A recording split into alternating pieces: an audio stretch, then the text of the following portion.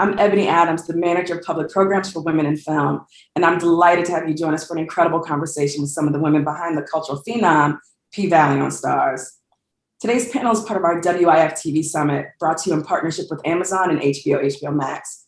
And our entire slate will bring you exclusive access and intimate conversations with the female creatives changing our media landscape. As we look forward to the 2021 Emmys Race and Beyond, we encourage you to check out the outstanding shows we're featuring throughout our summit. And if you're an Academy voter, we encourage you to vote for women. I'd like to introduce you to our special guest today. Joining us on the panel are Brandee Evans, who plays Mercedes, Shannon Thornton, Miss Mississippi, Millicent Shelton, episode director, Rita McGhee, costume designer, and Alita Bailey, assistant costume designer for the show.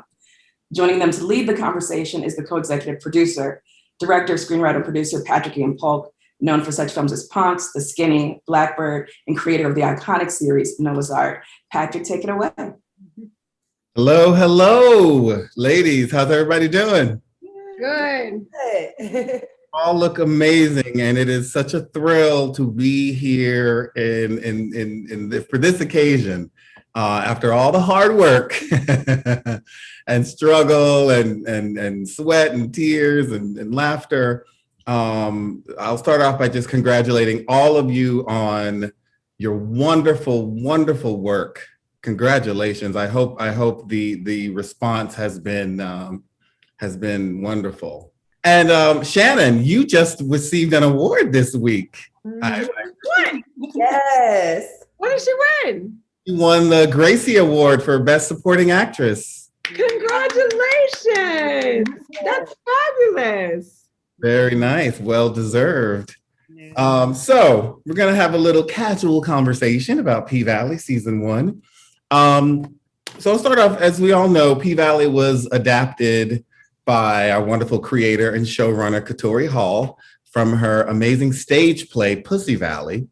Now, the show has been described as hypnotic, raw, a tantalizing mix of trap music and Delta Noir. I'm wondering, how would you guys describe Pussy Valley, and what is P-Valley to you? We'll start with you, Brandee. P-Valley encompasses so much, but I'm just going to use one word and say real. I think that it's completely real because everyone knows someone, like somebody in P-Valley. So I think that the stories are relatable. It's normal. It's normal to us. I feel like the culture, it's just like, okay, been there, seen that, as far as the people. And now you're able to see it on the big screen and able to see those real lives come to play in those stories you're actually seeing played out that are happening in your homes or in someone's home that you know on TV. Thanks. Yeah, absolutely. Shannon, what is P-Valley to you? P-Valley is delicious. And all of this, there's just so much. It's rich with culture. The music is a character in and of itself. Like you have the actors who play these characters, and then you have the music. I think it's human. I think we get gritty and dirty and it's messy, and that's what makes it just so wonderful. And I think that's what brings people back to watching the show. It's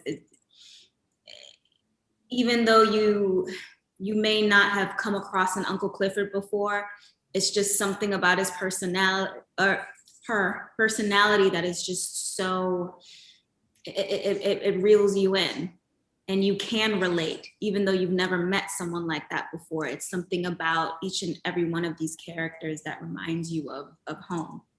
And just so much, you see resilience on this show,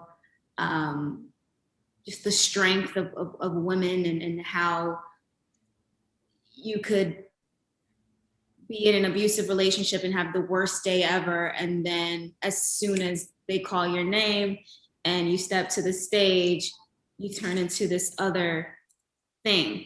You know, that's what P-Valley is. Absolutely, yes. Millicent, Madam Director,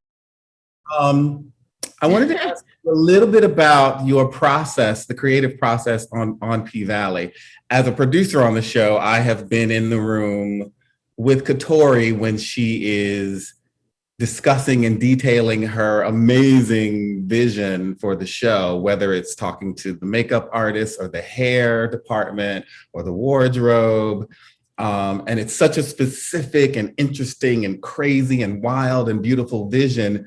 I'm wondering what was it like as a director to come in and work specifically on this show with Katori? What was that creative process like for you?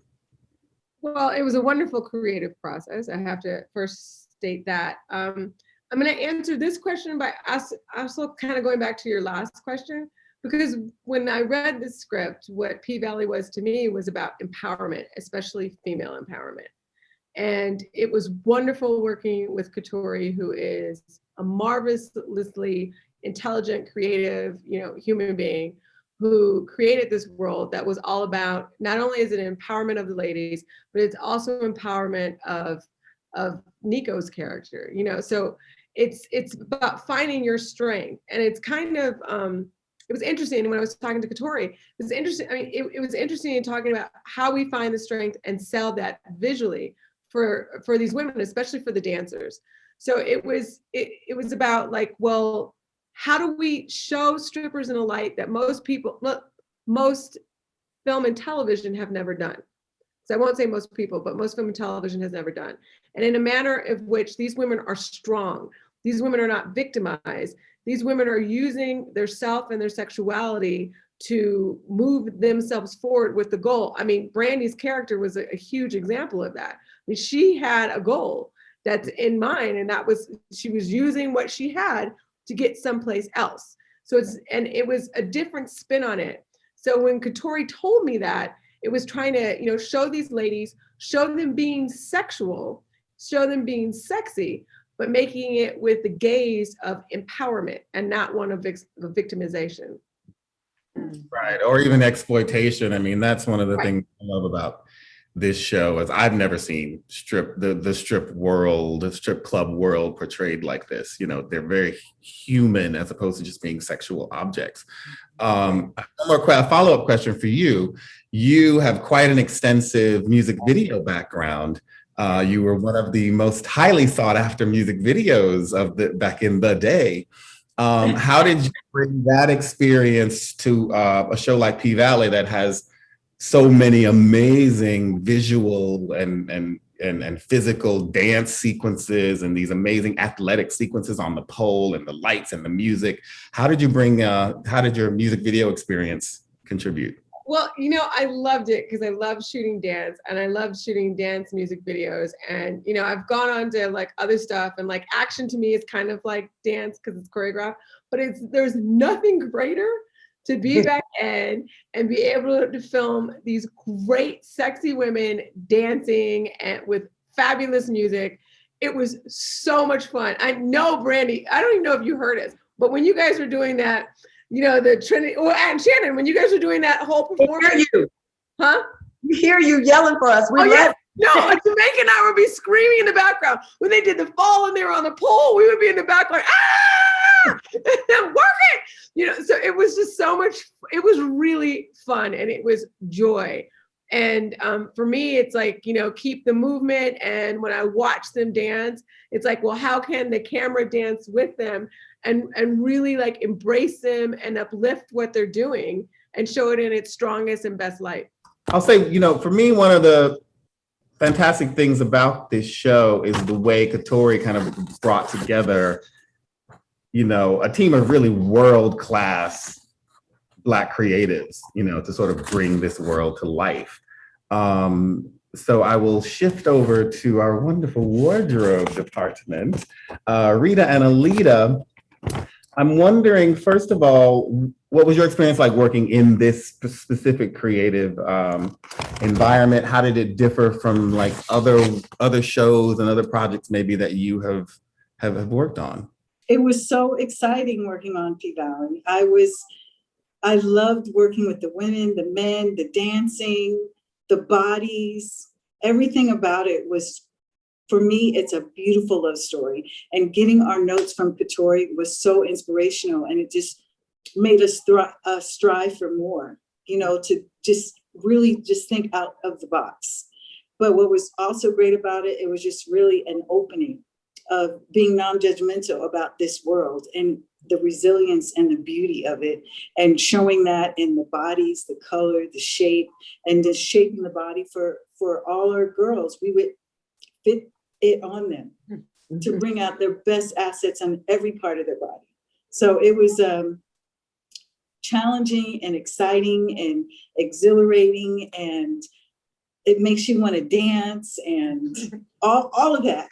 Incredible process. And it's like even prep, Brandee started prepping in LA, and just when I walked in there, she's on the pole, and just the, like you said, empowerment and joy and hot, and you'd always try to see us trying to twerk in the fittings, but when our dancers came in, all the actors, I mean, just the energy, and I feel like it's this truth, this non-judgmental truth of like people just really living their truth, and you're like, I want that, like I want to live like that, with Yes. that power and joy. And so it's an incredible process. And Katori, like just one little note, one little idea, and then and the ability to just really create from a thought is a blessing. Yeah, you guys did an amazing job. I mean, it was just magical to watch the hair, the makeup, the costume, the choreography, on top of the acting performances, with all of these elements coming together. Everything was so stellar, so like 4-star. It was incredible to be part of. Uncle Clifford in the cotton field. That That was costume. the most amazing outfit ever. Yes. Now, you directed that episode. That was just stunning. This sort of mix of, I love the way that creatively all the departments, everyone on the show mixed these different sort of themes and genres to have this very sort of antebellum, with Katori, she's like, what did she say, Rita? She told us, she said antebellum, Gone with the Wind, and then we start creating. Which I love. Being someone from Mississippi, it's so amazing to be doing a show set in Mississippi, but that is kind of turning all of these stereotypes and history that we've all experienced, the racist history, turning all of that on its ear and re-spinning it into this beautiful, beautiful tapestry of P-Valley. Let me shift over. Shannon, I have a question for you. Miss Mississippi, aka Keyshawn, she dealt with obviously a very serious issue, domestic abuse. She's in an abusive relationship, and I know your character had some very, very difficult moments and difficult storyline, difficult scenes. How was it portraying the really sort of tough, emotional, gritty storylines? What was that like for you as an actress? It was emotionally draining. I remember preparing for the audition. I remember reading the script and just like sobbing. I'm like, oh my God, she's me, I'm her.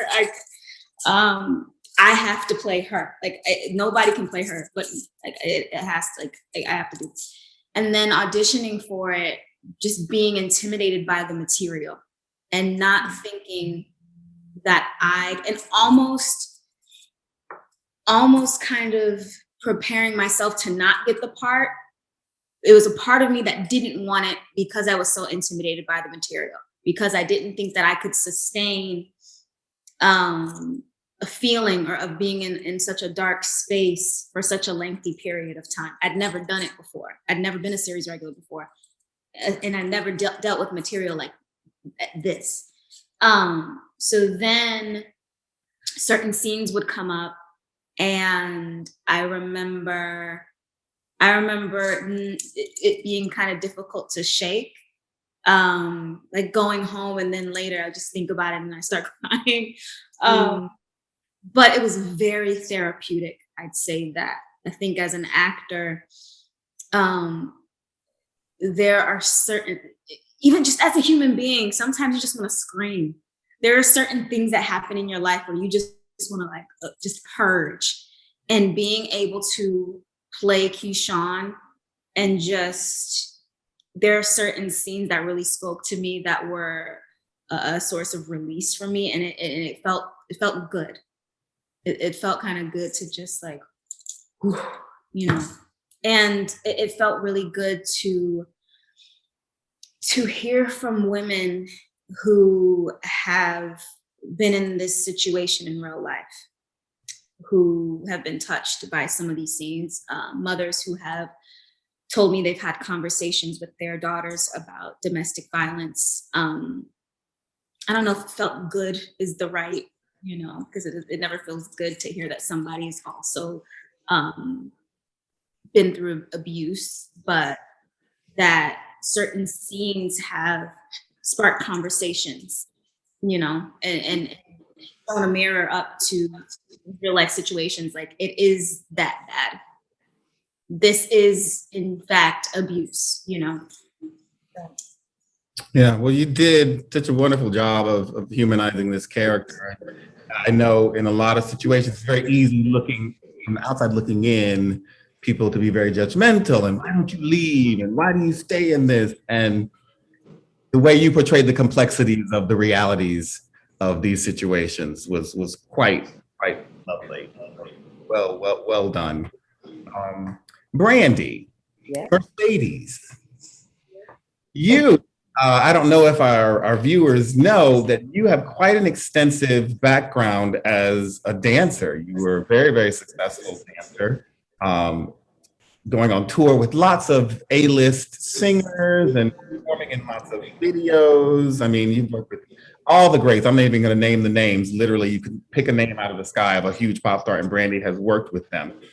What was it like coming into a situation like P-Valley where you're transitioning into acting, which is a whole different ball game, and then able to bring that dance ability to Mercedes and then put it up on the pole in terms of pole dancing? I know you did quite a lot of your own moves, stunts, and work on the pole. What was it like, and how did you utilize, you know, your dance experience to bring Mercedes to life?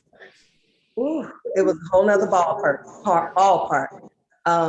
P-Valley and Katy Perry are two different people, okay? It's a whole nother world. It's a set routine, you know, on tour life. So you're just doing that set. It doesn't work like that on P-Valley. You know, it's only so many takes. Millicent gonna give you that same body roll. She needs something new. So you got to, you know, you got to be creative. That's when your freestyle has to come into play, but also freestyling in a way that would be Mercedes and not Brandee. So learning that from our amazing choreographer, Jamaica, and her bringing in all of the dancers that have either been in the clubs before or were still in the club. I could not have done it without those ladies. It was just beautiful. Even now with prepping for season 2, having those women there and just watching them and how they move, it was like starting over. So the dance in the background helped me with the foundation of, okay, I'm tired, Millicent needs 15 more takes. You know, like that part is okay, because it's like my body was trained with dance world from that sense, but that performance is still different. When you've got those stands right around the side of the stage, you know, you got to perform for them. You can't just perform for the same person. You got to perform for all of them, you know? So that was different, and it was intimidating because I was used to a certain type of dance, but when you get on that pole, it's the performance and the fear that kicks in. Like, you can't fall, and you also can't show your fear because then they're gonna pull you down. Okay, like never mind, come on down. So just trying to fight through all of that, and dance saved me with that, because I was, as y'all know, doing a lot of stuff I probably shouldn't be doing, sneaking in the studio, trying to, you know, practice on those off times, which is what we learned in dance work. Climbing up to the ceiling when you weren't supposed to. I wasn't. One thing that Brandee did in a scene that we had that opened my episode is when she was with Coach. Not only was she dancing, but she was truly acting. There was a very seductive scene that was taking place. So she had to dance while simultaneously, you know, be Mercedes and really act and say dialogue and interact with another actor, which is not easy. And you did it really, really well. Thank you. Thank you to my co-star because we snuck into the studio the night before. I know. In practice. Well, I was gonna say, one thing that I really love about the show is how respectful the show is to the art of pole dancing, which, you know, we all look at from the outside and think, oh, it's just taking off their clothes, but it is such the athleticism that is required to do this work. I mean, there's a wonderful sequence when Mercedes goes to the top of the pole and they kind of take all the music out and you just hear the breathing, grunting, the strength it takes to kind of do it. Really is very, very eye-opening. And both you and Shannon did really lovely, lovely things with just the dancing and the representation of these dancers, the way you both move within your bodies with such confidence. It was really mesmerizing. I mean, everyone did such a wonderful, wonderful, wonderful job. Obviously, we know that the sort of the sex worker world is viewed, you know, in a very negative light by a lot of people. You know, that's the world we live in, unfortunately. There's also, you know, a lot of white supremacists in the world and racism and homophobia and all of these things in our society. And a lot of times, unfortunately, the society is producing media that replicates, you know, all of these sort of negative status quos, right? How have you guys had to respond to criticism of the work in P-Valley, the subject matter? There are a lot of people who look at P-Valley just based on the subject matter, not having seen the show, not bothering to take a look at the show and just think, ooh, it's just another strip club show. It's just going to be exploiting women. But as we all know, the show is so much more than that. What kind of criticism, have you had to face criticisms and how have you handled that? Oh, I'll say a little bit. We went to vendors to get some clothes and a couple of them were like, oh, I don't watch TV. I never seen the show. Oh, it's about strippers. And I said, well, I would really love to work with you. Just please watch the show. And they watched the show. All of them are like, it's not what I expected. It's so deep. I'm so caught up in the story. It's so great. It's so wonderful. So anytime somebody that we dealt with was not for it, once they watched it, it just totally changed their view. And that's what I love about it, that it truly is a complex love story of non-judgmental and being understanding. But anytime someone comes to me, I'm like, just watch it. And they get caught up and they watch it all. And they're just like, oh my gosh, they're telling me the story. I unfortunately had someone, a church member, that told me that she couldn't get through it.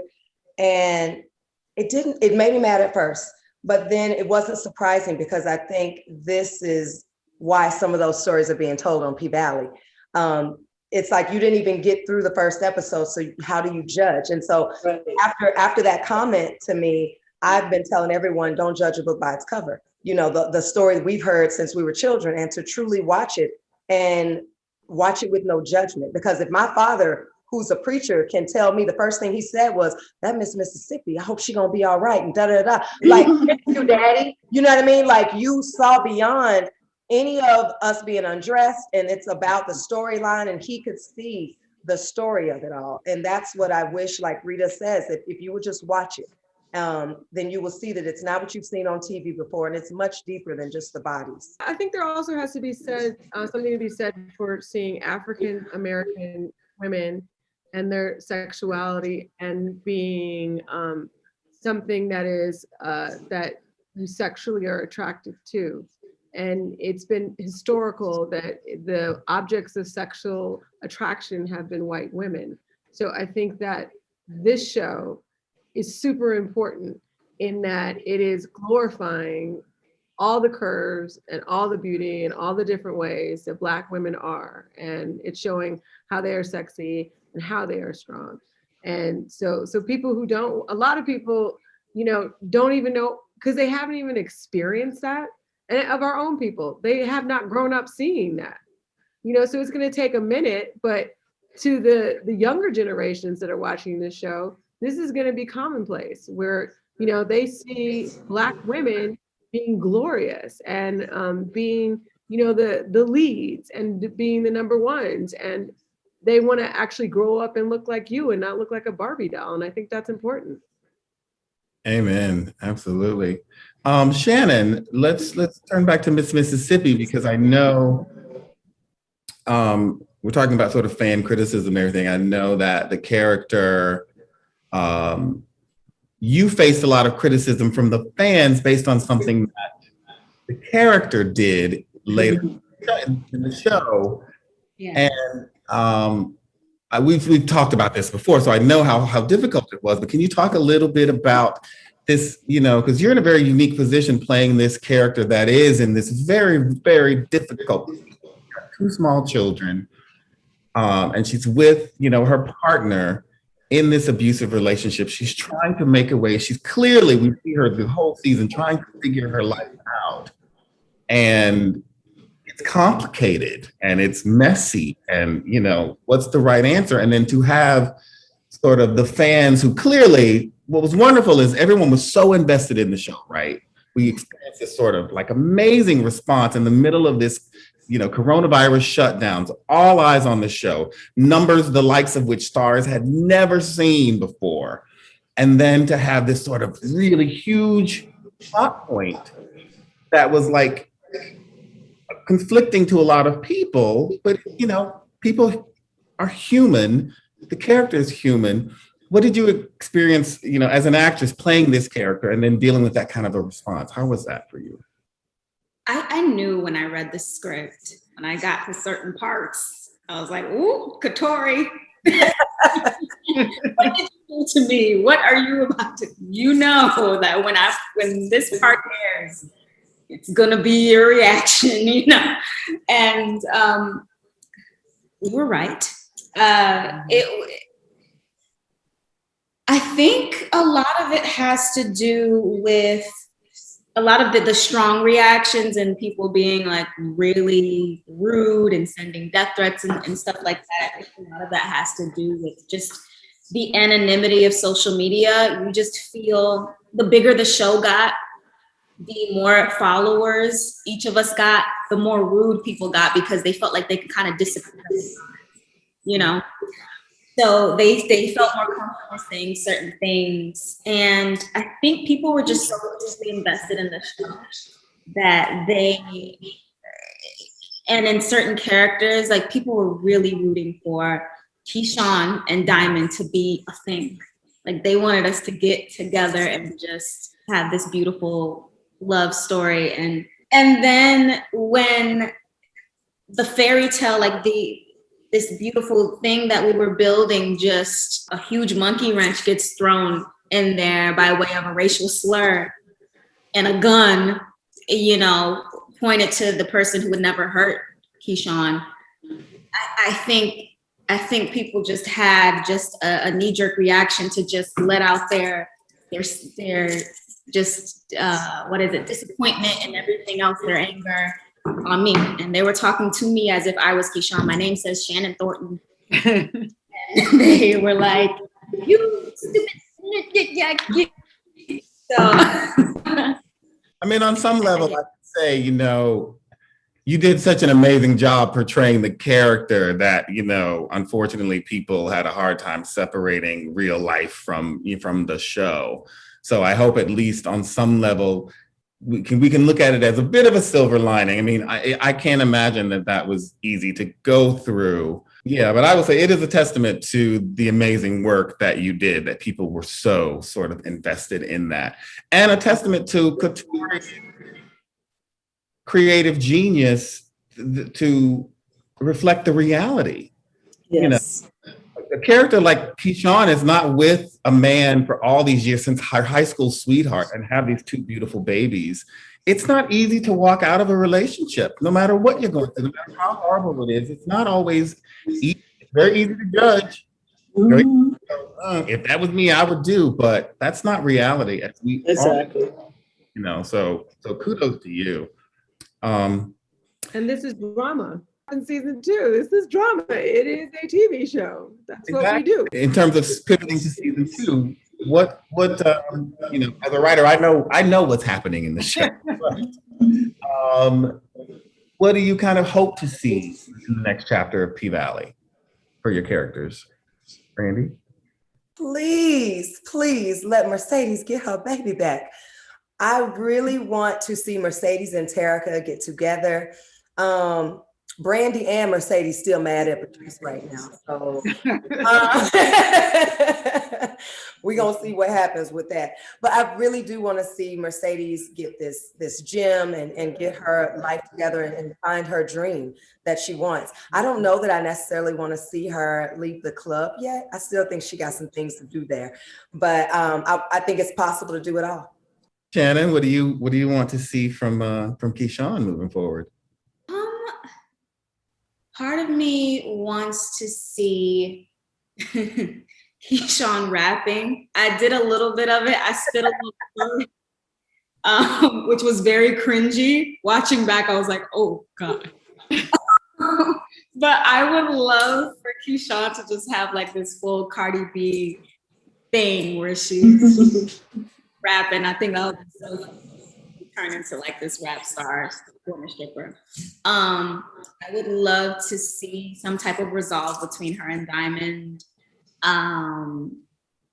Yeah, I would love for her to beat Derek's ass. One good time. Those are the things that I want. But yeah. And Mercedes and Autumn jump in, please. Oh yeah. A whole moment. Millicent, what do you hope to see? I hope to see each one of these characters, male and female, continue their journey into finding who they are and their strength, which I think is going to involve a lot of drama, which will be great. I hope they continue to dance in the pink because that was fabulous.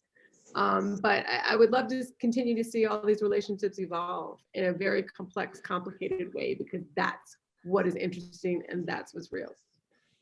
Very nice. And Rita and Alita, in terms of the amazing costume work that you did, I mean, we just talked about this.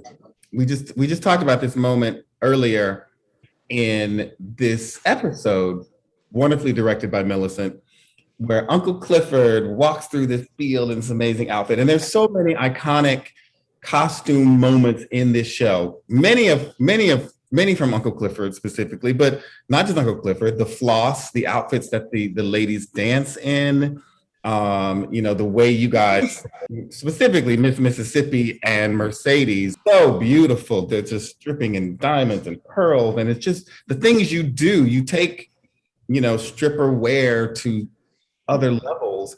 How do you hope to advance that work in season 2? Just continuing to be creative. Like, I think some of the designs, it's the energy that we have with each, when we're in the fitting with Brandee, when I'm in the fitting with Shannon, with Nico, that collective spirit, that energy, and from Katori's mind, and then Rita and I will be like, and this and that, we be in the car and the trap music, all of those words, but just to see where we could go with it, just to be as creative as we possibly can, and yeah, that's what I'm thinking. Rita? Everything Alita said, being truly inspired in fabric and color and shape, and they come in the room and you just really are open to be vulnerable to create. Brandee, your character had a very, very interesting relationship with her mother, Pastor Woods. What was it like portraying that relationship, which was so difficult for a lot of people to see and experience? I'm going to use Shannon's word from earlier because it was therapeutic. Because I've had a difficult relationship with my mom growing up, it was therapy on screen. Lots of things that I didn't say, and Lord knows I would never do. It was the therapy of it all. So it felt really real, almost too real at times for me, but it was needed and necessary. So it was very difficult. Those were some of the hardest scenes for me to portray with the mom, because like I've forgiven my mom with some of the things that we've had happen. So you have to go back into that place where that forgiveness is not there because Mercedes has not forgiven Patrice in that moment, and feel some of those things that were very difficult to feel again, but necessary. Thank you all for giving us this time and talking to us. I mean, the work that you've all done has been amazing to see. It was amazing to experience in the moment, in the process during the filming. But it was even more amazing to see it all come to life on screen and to see the world respond in such a positive way. And I hope you all are proud. You know, we're very excited to have you all back for season 2. Millicent will be back with us directing as well. It's going to be a great season. And I am very, very excited about all the love and adulation that the show is getting, all the kudos. I hope that, you know, everyone from the Emmys and every other award situation recognizes the stellar work that all of you ladies have done. And you should be very, very, very, very proud and expect more accolades to come. Thank you. Thank you. Thank you. Thank Yes. you. Thank you, Patrik. Grateful. Thank you, Patrik. Yes, thank you.